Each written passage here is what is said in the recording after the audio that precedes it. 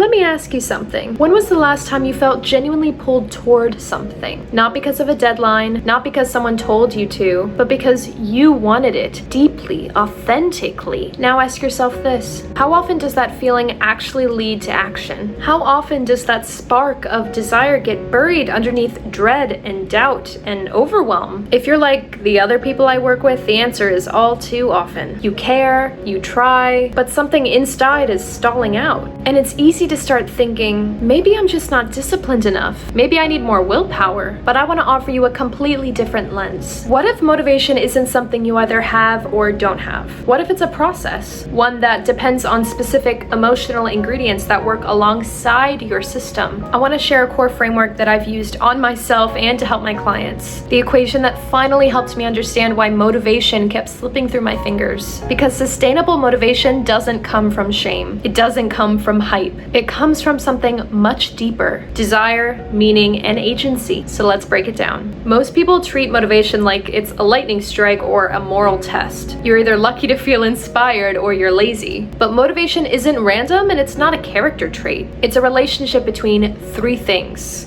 what you want, why it matters, and whether you believe you can move toward it. So if even one of those breaks down, motivation is gonna stall. But when they're all aligned, action flows naturally and sustainably. That's what I call the motivation equation. Desire, meaning, agency, sustainable motivation. I want to break it down for you with real life examples so you can see where your own motivation is misfiring. Desire is the part of you that says, I want this. Not because I have to, but because something inside of me lights up at the thought of it. Think of the curiosity you had as a child. But for many of us, desire was buried a long time ago. If you grew up in environments where only achievement was praised, or it's something you internalized from society, because society's pretty loud, or if your needs were often dismissed, you probably learned that wanting was risky. You learned to chase expectations instead of tuning into curiosity. So even now, when you can choose, you might not know what you actually want. Or maybe you've convinced yourself that your goals are yours. I did this for way too long. But they're really internalized pressure in disguise. To reconnect with real desire, you need to start small. What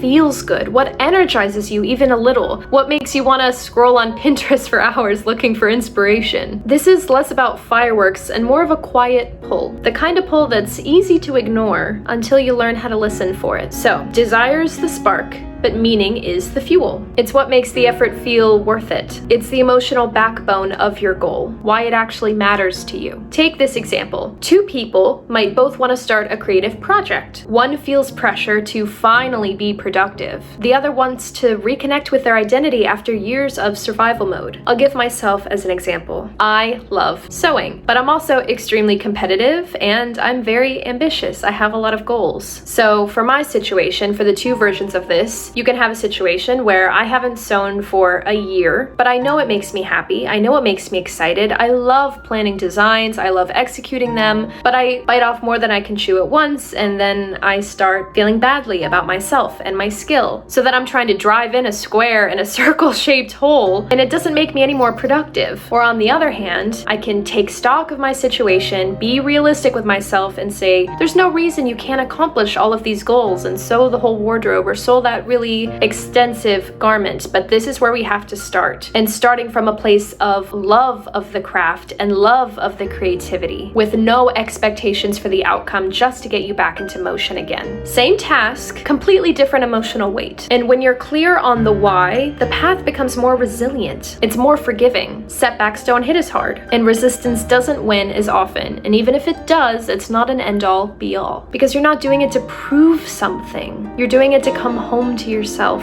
So if motivation keeps breaking down for you, ask this. What's the deeper meaning I've been missing here? If you want help uncovering your motivation map, both the highways and the back roads, what you really care about, and how to move toward it from every angle without pressure or guilt, I made a free guide to walk you through exactly that. Something I wish I had when I was at rock bottom. It's called the Self-Trust Guide, and it breaks down the path of figuring out what you want so that this kind of change is possible today. You'll find the link to download in the description. description. It's totally free and designed to help you stop spinning and start reconnecting with what actually moves you. This final piece, agency, is what most people miss or don't even understand. Even if you want something, even if it matters deeply, you won't take action if you don't believe you can make progress or don't believe that you deserve the progress. Agency isn't about being fearless.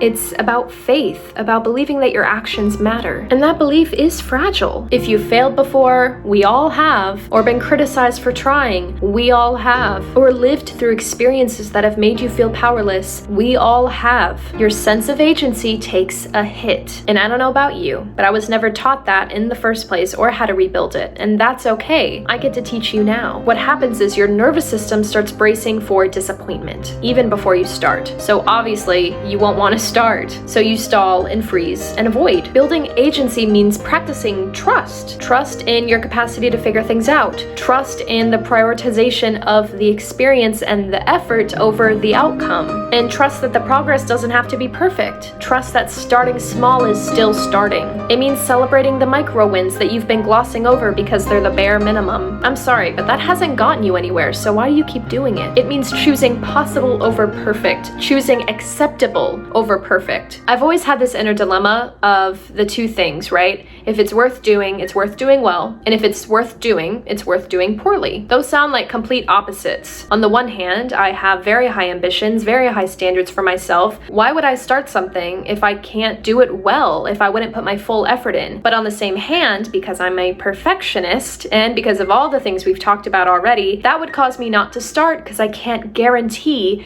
that my effort will live up to the standard. So this is the mix of the two. No matter how much effort I put in, it's going to be the best effort I can in the moment, even if it's poor on the greater scale. Maybe I'm not cleaning my house for an hour. Maybe I'm cleaning for 10 minutes. That's poorly, but it's the best damn 10 minutes I can do in this moment, and that's doing it well. This is the piece that brings it all together. Because when you feel capable of moving towards something that matters, and you actually want it, motivation becomes less of a mystery and more of a current you can ride. If this spoke to something inside of you, if you see yourself in the breakdown of desire, meaning, and agency, then I want to invite you to take the next step. I offer a free discovery call where we dig into all of this, but not only that, why you're this way, and where you want to go, and what it's costing you to not get there. What's missing, what's misaligned, what needs to be rebuilt, and if I'm the person to help you do that. You don't need to push harder, you just need a new kind of support. You need someone to guide you. So if you're ready to stop calling yourself lazy and start building a system that actually works for your brain and your life, book a free call in the description below. We'll talk through your story and explore whether my program is or isn't the right fit for you. And I'll be honest, because it doesn't do me or my clients any favors to bring in someone who this isn't meant for. So if I tell you it's meant for you, it's because I've been in your shoes, and so have